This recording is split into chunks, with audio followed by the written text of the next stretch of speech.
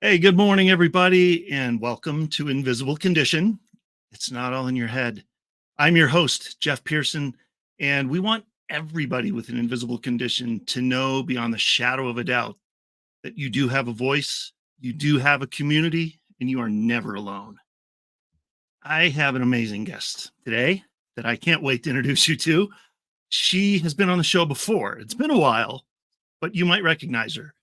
Her name's Wendy Watson. She was on the show last year, and her previous episode was season 1, episode 22 on June 16th of 2023. So if you want to go back and check that one out, it was awesome. And Wendy is a fifth generation entrepreneur, fifth generation. That's a lot. Who empowers others to develop their 7 essential relationships and cultivate their authenticity. That was almost a tongue twister. Authenticity. Wendy offers a holistic approach when working with others, enriched by her book, Verbal Turbulence, and her 70-20-10 rule, which, if I'm not mistaken, if memory serves, I think we talked about that in the last show, if we did. So go check that out. It's really cool too. Wendy helps people break free from overwhelm, manage their thoughts, and enhance productivity while fostering resilience and confidence. Let's bring her on the screen and kick this bad boy off. All right, Wendy, thank you so much for being here. Hi, guys. Thank you for such a warm introduction. That was really sweet. I mean, you got to set it up right, man. We gotta sell you one last time before we bring you on. It's like, here she comes, boom, So, I mean, people got to know how awesome you are, and that's the perfect way to do it. So, so we have a little bit of a different topic today, guys. Relationships and how they impact us as we live with an invisible condition. So, how do you view the link between the various relationships in our lives and our health, specifically as it relates to having some sort of invisible medical condition, right? So that's kind of what we're going to be talking about today. So there are 7 essential relationships that we're going to talk about. We're only going to talk about 2 of them. Yeah. 2 of them. We don't have time for 7. We're not that long. We only have an hour. So can you just for the folks at home that haven't heard of this, can you just recap the 7 real quick? Yeah. So we have money, emotions, mentality, judgment, vulnerability, intuition, and independence. Nice. Okay. And all of these make up the whole component, these are the individual components of a relationship that make up the whole you. Okay. And the idea is that when you find that 1 or 2 or 3 or 6 are out of whack, you address them and put them back on in line, right? That's the idea.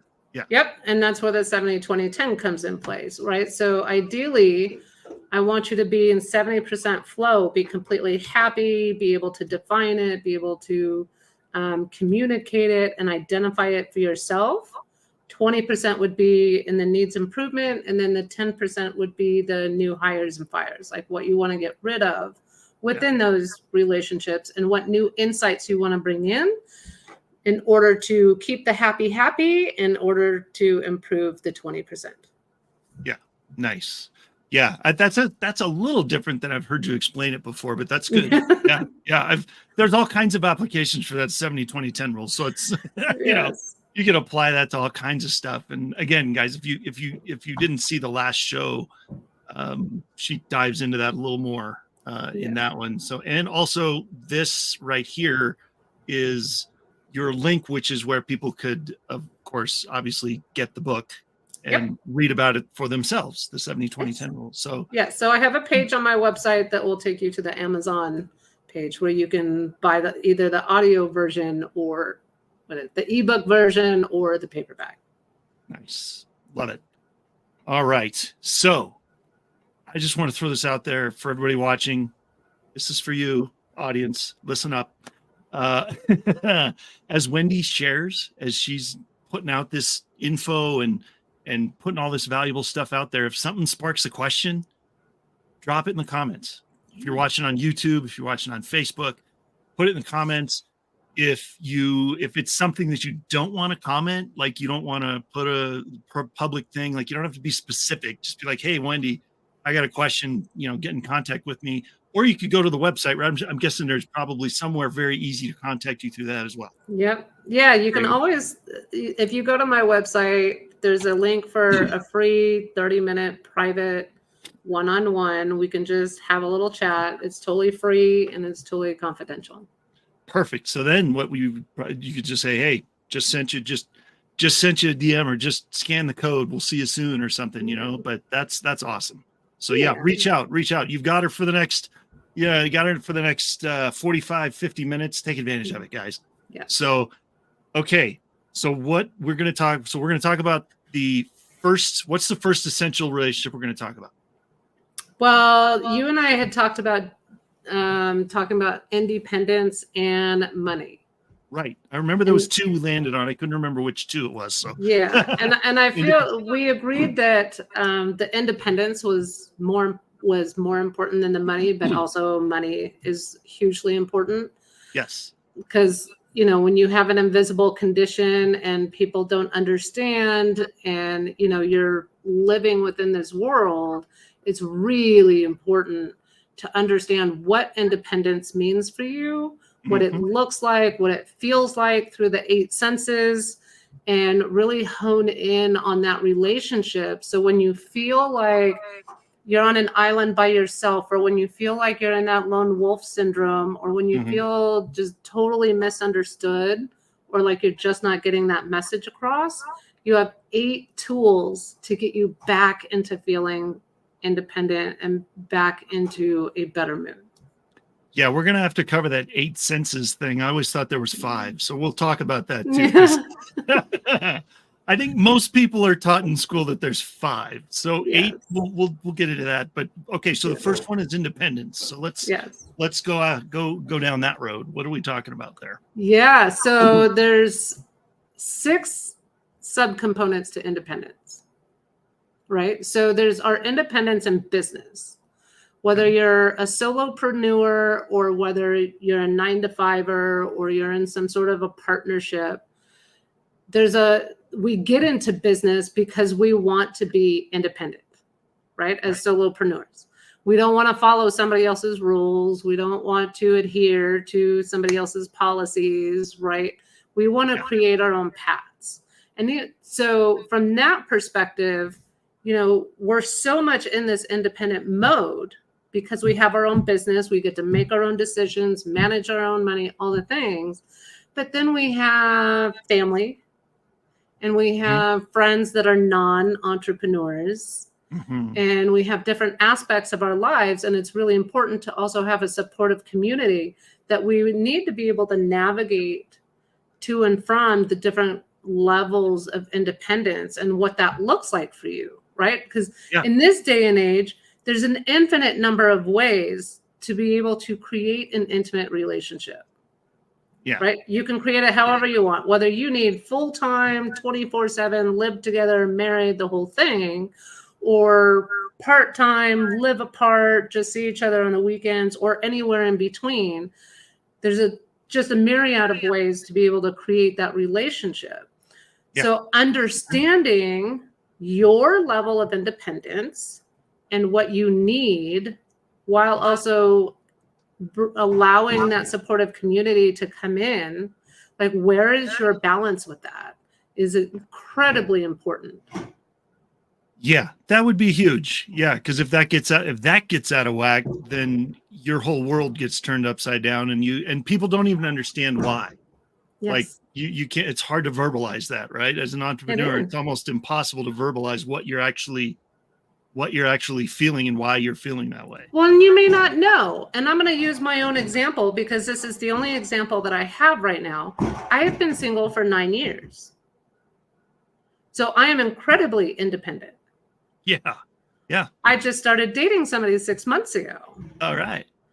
So while it's fantastic, like, I know that I'm independent. I know that I only need something part-time, but the muscle memory, the habits kicked in, and we went straight into full-time mode. And then we both had to take a break and be like, whoa, Oh, yeah. things are getting missed. This is not what either one of us is looking for. And so we had to make adjustments. But you have to be able to communicate that. And that's the next piece in independence, is your freedom of speech. Yeah. How do you speak through your independence, through your personality, right?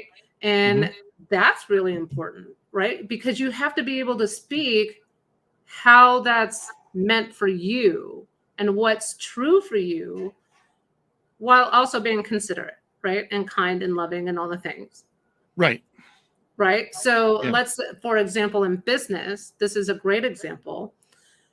When you're talking to a potential lead or a potential business partner, and you realize that they're just not the right fit, how do you communicate that in your own way, in a loving, kind manner? For example, I had a meeting yesterday that I set up through LinkedIn, and she reached out to me, and I said, yes, I would love to collaborate, and or at least have a meeting to talk about how we can collaborate. Sure. And then we get on the meeting, and she's moved straight into complete hardcore interviewing me as a client, question after question after question, and then went straight into hardcore sales. Yeah. Blah, blah, blah, blah, blah. The program's $99.95, but today I'll give it to you for $49.95 if you put down a deposit of $4.95, blah, blah, blah. Which credit card do you want to put it down on? I was like, Whoa. I was like, this, and so I kindly said, this is not the kind of collaborative communication or conversation that I thought we were going to have. And so I'm just going to wish you a good day. Yeah. Right. And then she started going back into it. And I said, no, understand, I'm going to wish you a good day, and I wish you the best of luck. I'm out. Yeah. I'm out. Yeah. I was like, I don't want to be hardcore interviewed. I don't want to be hardcore pitched. I want to have a conversation with somebody. Yeah. Right. And so that was my freedom of speech, and being able to say, we're not a good fit, in a very kind way. Exactly. And kill them with kindness, because you never know. You never want to burn a bridge, because maybe 5 years from now you'll come back and she might be of value in somewhere. You might be able to collaborate somewhere later. So and you don't know who she knows. Well, exactly, that too. Right. Yeah. So you may end up encountering, especially in business, you may end up encountering somebody that knows her, and that heard that you guys didn't get along and it didn't end well, and now they don't want to do business with you. Well, that in the business world, yes. And in the and just to kind of bend it towards the invisible condition crowd, Yes. if somebody were to, like, for me, I've had this experience a lot over the last 10 years, collaborating and cooperating, partnering with different medical professionals that, like my chiropractic, I have a chiropractic neurologist that I met like 9 years ago, that I realized he was a chiropractic neurologist. I've known him for 20 years, but I found out that's part of what he does. And I was like, wow. and he helped me so much. And he has actually become kind of my primary care guy because he has referred me to so many amazing, valuable things that have helped me. So when I go to the hospital and they say, "Who's your primary care physician?" I tell them I don't have one, because I really don't, because they wouldn't call him that, because he's a chiropractor. So, but you get that relationship going, and you have to have that guy, that woman, that man, that relationship with that one provider or two providers that can collaborate with you and really listen to you and say, okay, I can point you in this direction for this treatment or that, because surgery is not always the end. It's usually the beginning. And then you get out of the surgery, and then what do you need after that? So you've got to be able to have that independence and say, nope, that provider is not a good fit. Or especially in the hospital, people don't use their voice enough in the hospital. They are working for you. Completely. They are working for you.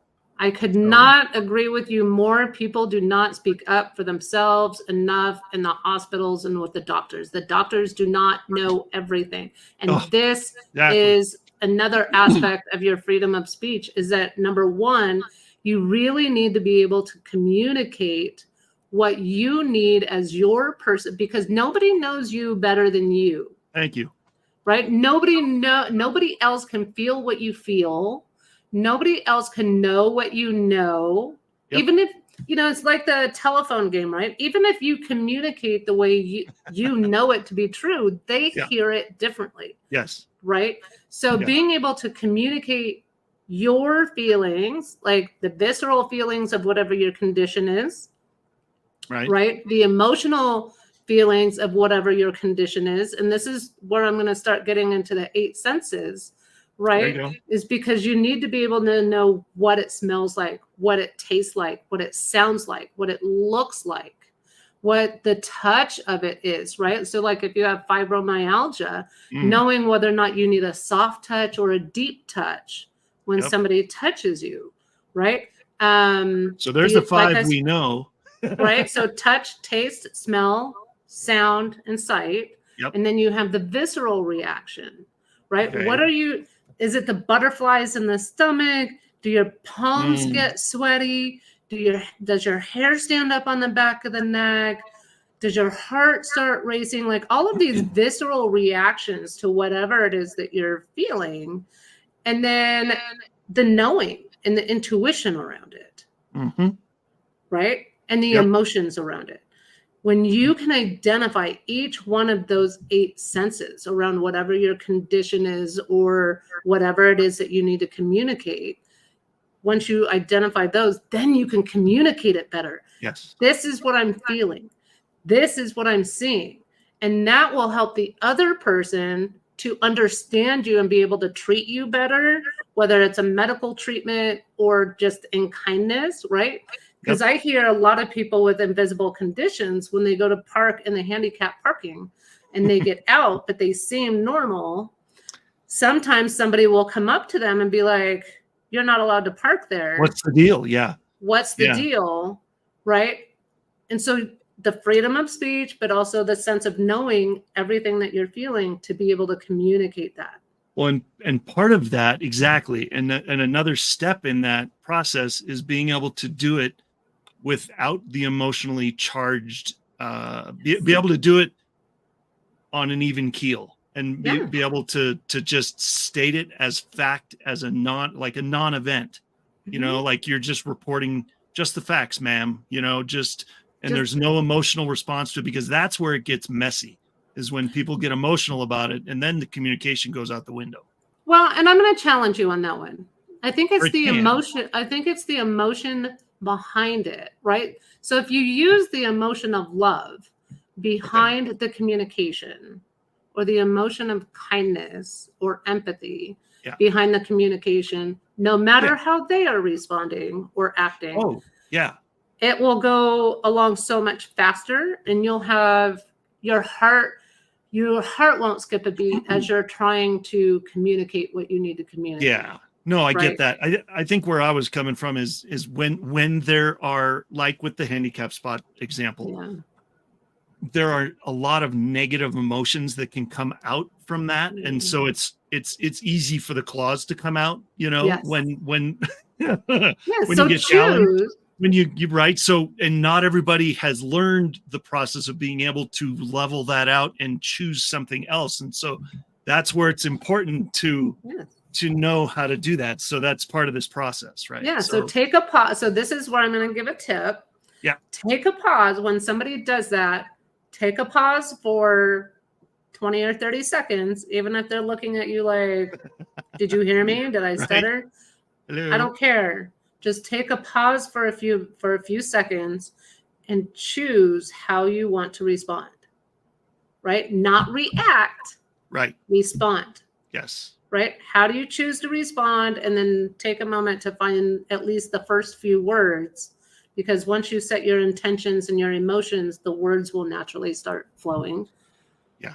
Once you get that centered in your mind, and in your heart, then exactly. You can communicate so much better. I've been on both ends of that, and it's not as fun when you're all emotionally charged and you're like, you're not, and then the words, and then your words stutter. Yeah, nothing and then comes you say out right. Things and you're like, oh, I could have said this better, or I wish I hadn't have said that, or and I don't want you to self-punish later. No. After the interaction is done. So let's take a pause first before reacting, and then choose what emotion and what intention you want to move forward with. Exactly. So yeah, for sure. Well, I'm not sure if we're done with this particular one, but do we have a little bit more, or should we? Because we're about at the time where we usually take a break. But how much time do we need? So we can go ahead and take a break if you'd like, and then we can move on to the next relationship or relationship with money. I just want to make sure we put a good cap on that. So I don't want to leave it incomplete. So the cap will be, I want to challenge the audience into identifying your relationship with independence, whether it's through speech, through work, through relationships, through community, through the 8 senses, right? So, and I'm going to recap them: sound, sight, taste, smell, touch, emotions, visceral reaction, and intuition. And I'll just spend 30 seconds on telling you a story about Pauline, who is an entrepreneur, a mother, a wife, a friend, a sibling, a person that loves to travel. And she does it all with no arms and no legs. Wow. And I was on her podcast, and we went through this exact example with her on her podcast. And I'll just mention a few of them. So for independence, when it comes to sound, she thinks of the song of Katy Perry's song, Hear Me Roar. Nice. When it comes to taste, she sees hiring a chef to cook her healthy meals. And my favorite, the most impactful for me, was through her sense of touch. Remember, no hands, no arms. She's got nubs, but no hands, no arms. Yeah. The sense of touch in regards to independence is the feeling of a steering wheel. Nice. Wow. Right? That's cool. That's so cool. What does that look like for you?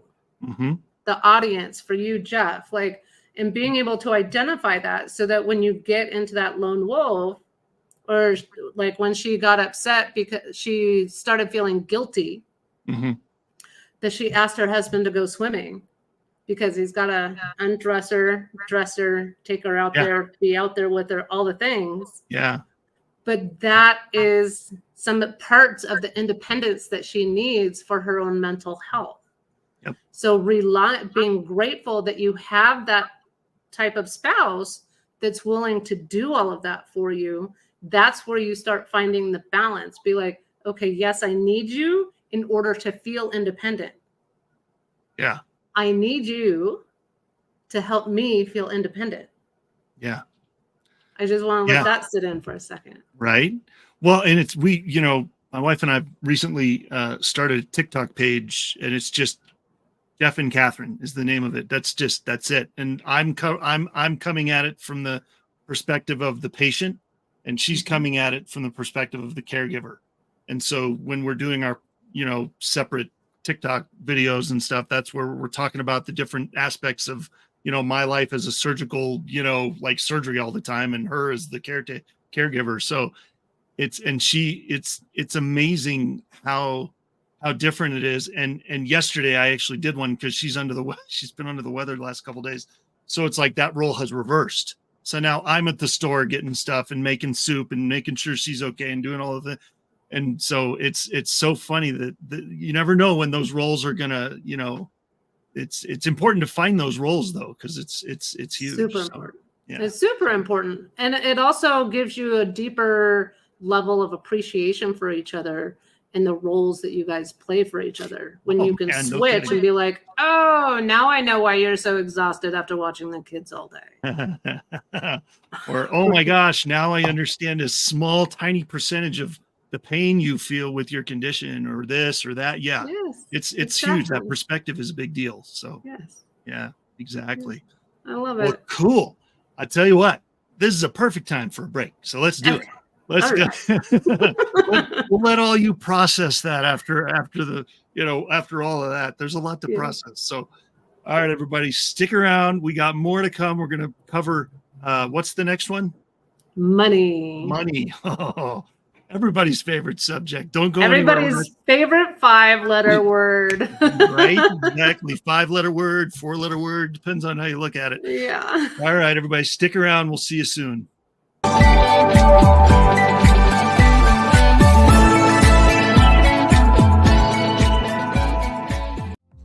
Hey there.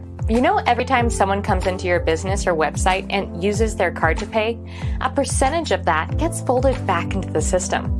But it can go to Hydro with Hope instead. If you'd like your business to support us rather than feed back into the system, scan the QR code and we'll show you how to do that while saving your business money. Does your to-do list have you feeling stressed? Does your list include tasks like responding to email and phone calls, collecting forms and paperwork, and sending quotes and invoices? Have you been neglecting posting updates to your social media accounts, email newsletters, or content on your website? Maybe you need help to get digitally organized. I'm Selena, one of the owners at Office Mercenary, and we're a US-based virtual assistant agency. We can take care of all of these tasks and more so you can get back to focusing on the things you love about your business. Our team is happy to work with you and your individual needs. So schedule a call with us, bring your to-do list, and stop doing the tedious tasks. In a world where office workers typically receive 130 daily emails and have an 8-second attention span, CoreCentrica, with her 4 decades of international marketing experience, has partnered with the Learning Code Institute and their 30 years of neuroscientific research. Together, we are crafting unique messaging strategies that resonate, connect, and ultimately convert our target audiences. CoreCentrica, where award-winning creativity and disruptive neuroscience come together. Scan this code now, or call and click, and let us show you how CoreCentrica's partnership with the Learning Code Institute is influencing how businesses connect with their audience, foster engagement, and achieve conversions. Are you a change agent? You're going to love the Superpowers for Good show. I'm Devin Thorpe. Every Tuesday and Thursday morning at 11 Eastern, I host an inspiring changemaker on Achieve TV. Join us right here on E360 TV.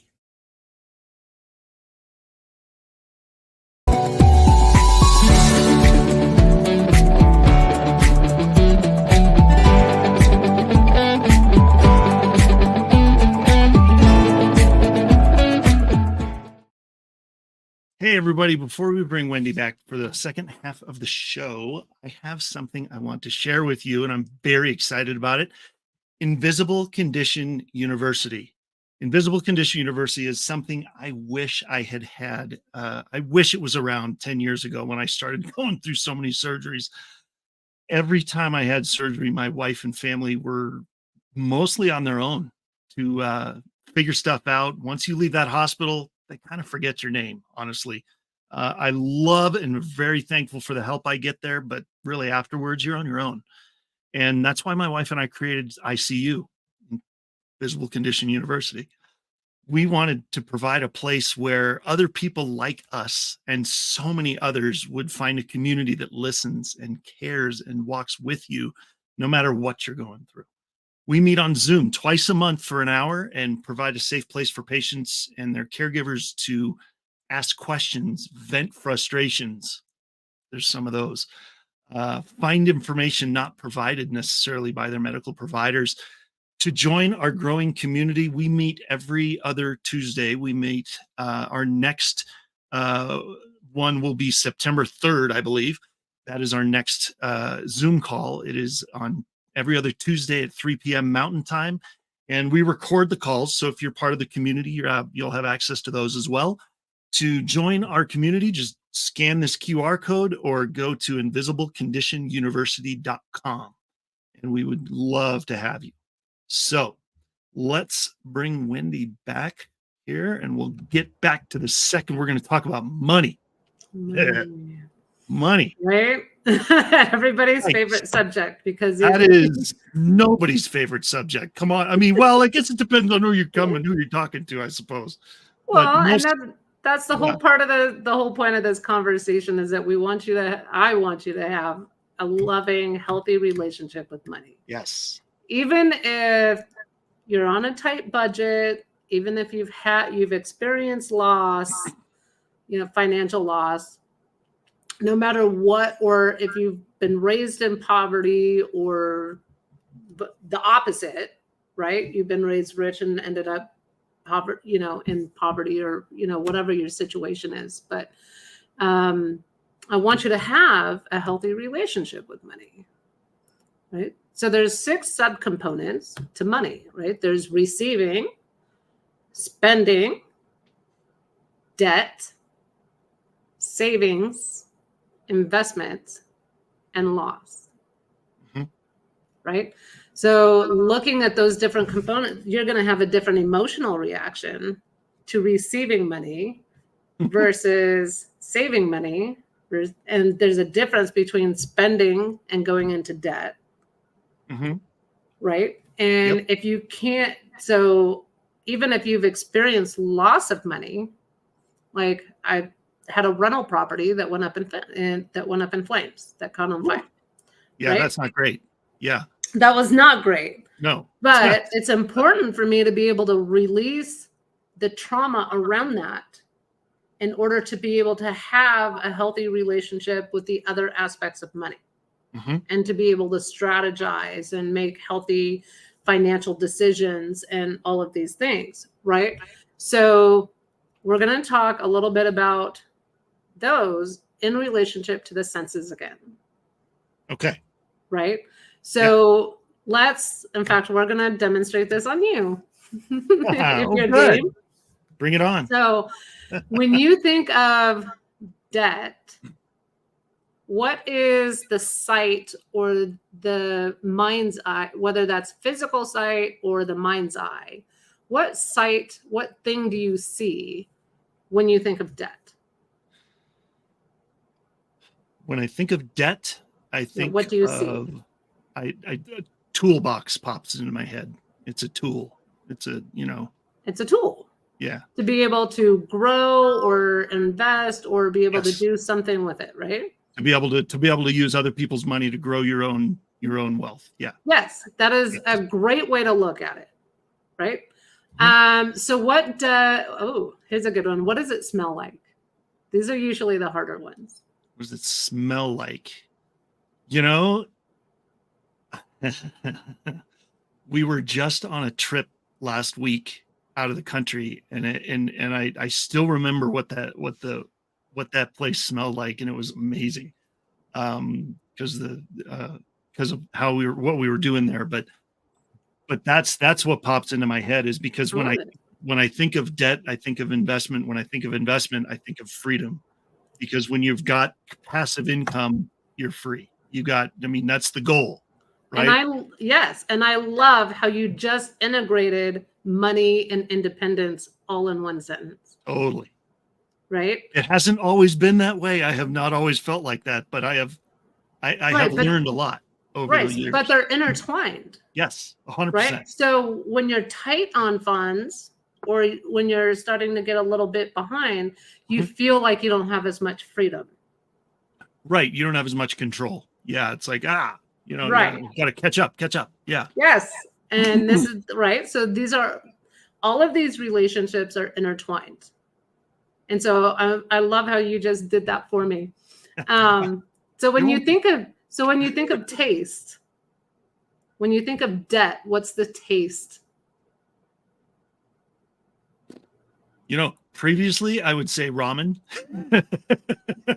Because if you ask 9 out of 10 people on the street, if you're in an enormous amount of debt, what are you eating? And they're usually like, cheap pizza and ramen noodles, Yeah.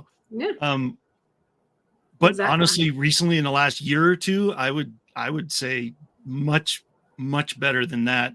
Good wine, good meals, because it's all integrated and combined with freedom. So, and when you're financially free, you can eat whatever you want. So, yeah. Well, it's also a mindset. Exactly. Well, that too. Yeah. Right. Yeah, so if you think of ramen as a debt, that's usually more of a negative, it pulls you down. Sure. Right. Yeah. In terms of money. Right. But if you can see like having a nice glass of wine, or for me, having a king crab, spending $200 on a king crab dinner. Yes. That's perfect. I will go into debt for that. I would totally join you for that. Crab is one of my favorite things. I love it. Yeah. But that's all, that raises your vibration. That raises your mindset when it comes to looking at money and debt. Right. So it's not that either one of them is good or bad. It's just the reason why I go through this is to be able to identify where you're at so that you can figure out where you want to go and who you want to become in that relationship. Right? Okay. So let's do one more. All right. What is the visceral reaction when you think of debt? Visceral. I don't want to sound like I'm the kid in class that, but define visceral for me again. I mean, no, I know generally but what do you mean by visceral? So visceral reaction, increased heart rate, a stress, goosebumps, the hair raising up on the back of your neck. Like almost stressed out, like your hands negative? getting palmy, or your hands getting clammy. Okay. Getting the chills, maybe. Okay. So none of, like I said, none of them are good or bad. Just what is the visceral reaction? Okay, so that could be that's true. That could be a good reaction. That could be you get you get clammy palms because you're excited. Had a good. Yeah. So in the I'm just gonna throw it out there, play devil's advocate for a second, and say that in the past that would probably be if I had to go to the shop and didn't have the cash for the car repair and went $2,000 in debt on the credit card and went, oh my God, how are we ever going to pay that off? But now I think that visceral reaction would be more like, holy smokes, we just made what on our last property that we sold? We just right. The smile versus the frown. Right. Yes. So the visceral reaction when you said, oh my God, like your eyes got all buggy. Yeah. Right. But your mouth got frowny. Right. Because you're just like, I don't know. Right. That's the visceral reaction versus the smile, just like, oh my God, we would just make. Yeah, exactly. Right? Whoa. All right. Yeah. Yes, exactly. That's awesome. Yeah. Yeah. So go ahead. Okay. So just to kind of play devil's advocate again, if somebody, visceral reaction in the invisible condition world may not necessarily be that goosebumps because you're super happy. It might be, holy crap, I just got out of the hospital for 3 weeks and now I have insurance, but I still have to pay that 20%. Now I have a $25,000 bill I got to deal with. Right. what do I do now? You know? Right. So that's right. So that's your choice. Is that the visceral reaction that you want to have? Or do you want to choose to have a different visceral reaction in the sense of, okay, I'm healed, or I had whatever treatment done and now I feel better. Therefore, if you could find the gratitude for that, then you can change the visceral reaction. That's true. Yeah, you're right. It's just, I mean, yeah, like I said, I'm playing devil's advocate here because Yeah, you're I right. love You're it. absolutely right. For instance, I'll throw this out there. I was in the hospital for about 3 weeks back in 2014. In March of 14, I was in there for 3 weeks because of a bacterial infection they found in my cerebral spinal fluid, which could get really serious and really dangerous really quick. So they had me in the hospital for quite a while, just kind of killing all that infection with antibiotics and stuff. And I found myself sitting in a hospital room. Hotel room would have been more fun. Hospital room for 3 weeks, just tied to this machine that was, basically napalming my system before they could do surgery. And about 2 weeks in, I started going crazy, and I was like, "Oh, what am I doing here? This is not." And I was driving myself crazy, and I think I was starting to drive some of the medical staff crazy because of my attitude. And my dad came in, and because they visited me a lot in the hospital there, and because I was in Denver, and he kind of told me he kind of took me out to the woodshed and was like, "Dude, listen, that's not helping anybody. They are here to help you, and they have no choice. I know you don't have a choice. You're here, that you need to do stuff too, but they're here because they work here, and so you need to fix your attitude and be more. It needs to be more gratitude and less grudge." And so by the end of that last week, and I had kind of started doing this at the beginning of the time at the hospital. I started writing down every single person's name that did anything for me, whether they brought me my food for lunch, or they changed my sheets for the bed, or got me walking around. I literally like kind of stole a glance at their ID card and just wrote everybody's name down. And by the end of that 3 weeks, my attitude was changed. So to the point, thanks to my dad, thank you, Dad. He switched it around to the point that at the end of that 3 weeks, I wrote on the big whiteboard in the room, I wrote "thank you" real big, huge letters, "thank you." And then I wrote every single person's name on that whiteboard that helped me. And then just left. I didn't draw any attention to it or anything. I just kind of wrote it all down there and then left the hospital. So it kind of was a release of like, okay, now that was a better way to do it, Yeah. So then when you get that bill, right, you're paying their wages.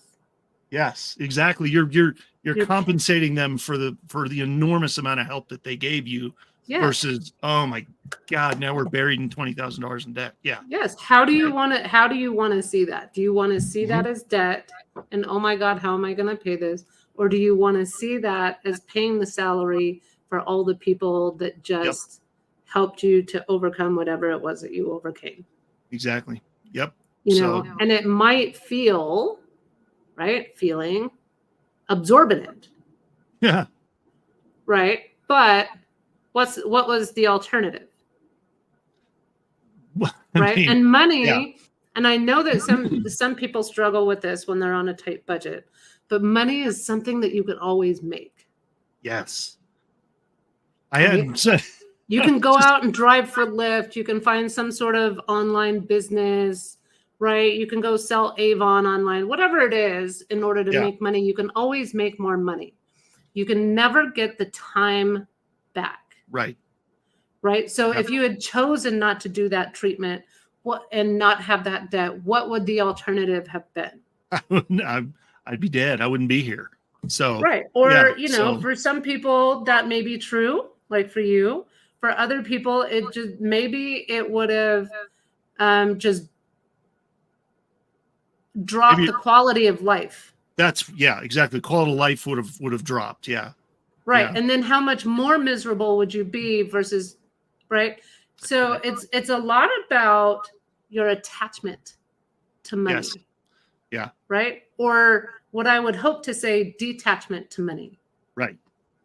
Our Yep. society has this huge attachment to money because everything costs money. Everything takes money. Yeah. Everything. Even you can even buy cans of air.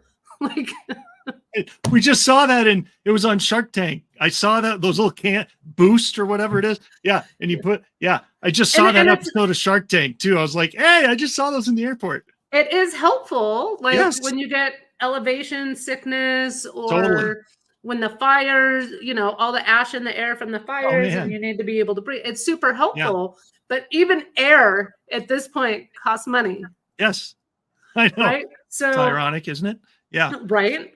So there's so our society has created such this attachment to money, but how can you as an individual with your relationship with money detach from that in order to have a healthier relationship with debt, with loss?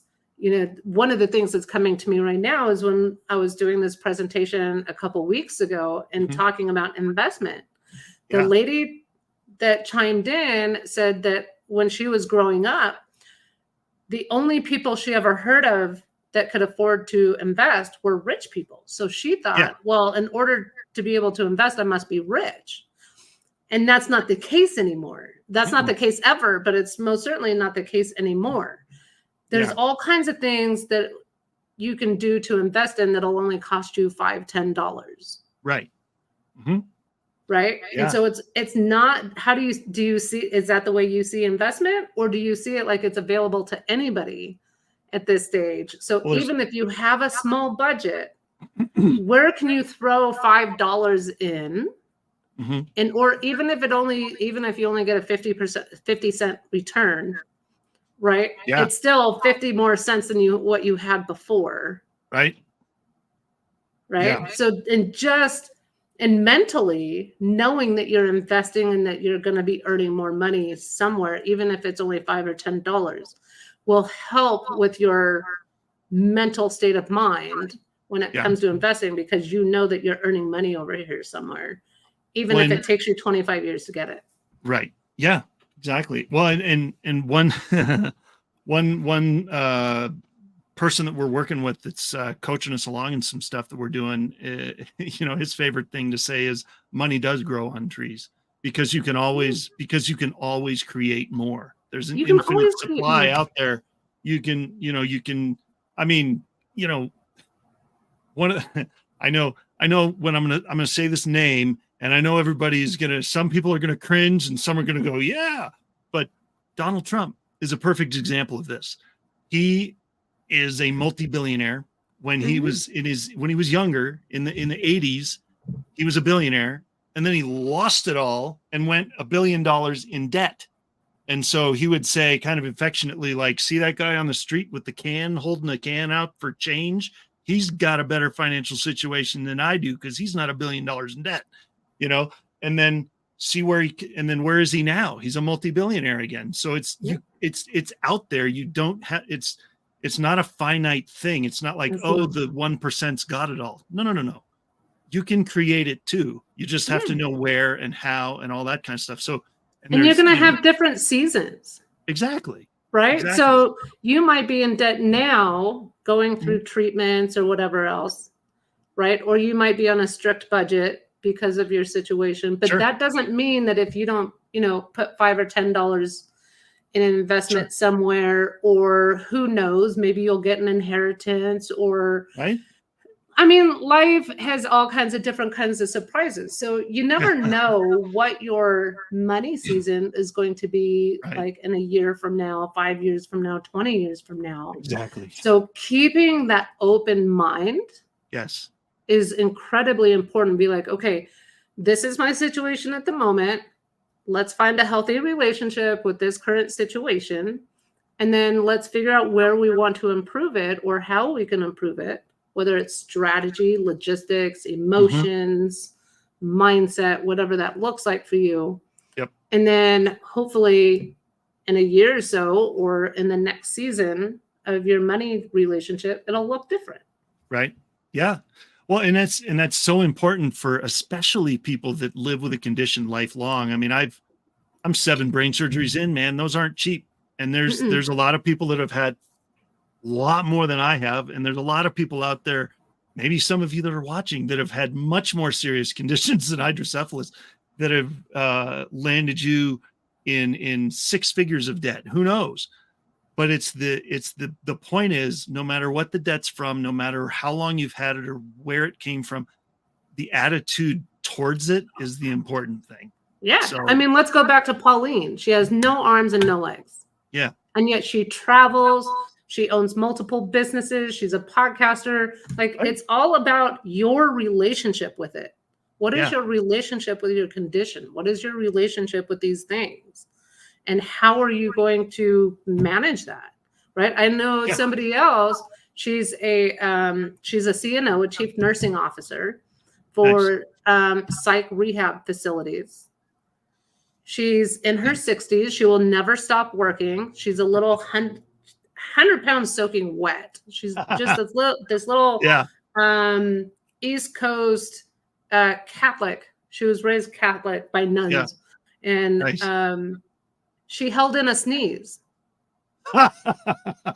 And it created a leak. Oh in my her brain. gosh. And now she I've never leaks, heard of such a thing. How do you even do that? And now That's she leaks brain fluid.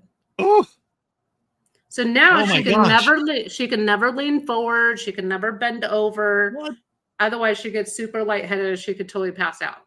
Wow. That is an invisible condition. Seriously. Let me just say. Oh my gosh. But she still works 50, 60 hours a week, going up and down that she refuses to take the elevator. She will only go up and down the stairs so that she gets her exercise and all the things. And she still manages an entire hospital. Wow. The condition doesn't define you. No.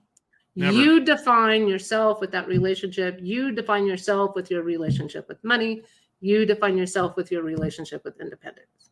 There's so many people out there. Men are infamous for that. I'm not sure. I'm not a woman, so I don't know. But in men's world, you're a lot of times your profession defines you, and it's, and so that's why it devastates so many men when they lose a job after Sure. a long period of time. Yeah. And I've always, I've had such a colorful job history. I had 13 W-2s one year. I've been through a lot of jobs. And so I've learned a long time ago that is not so I've always said to myself, I am this, I'm a child of God. I'm a husband. I'm a father. I'm a friend.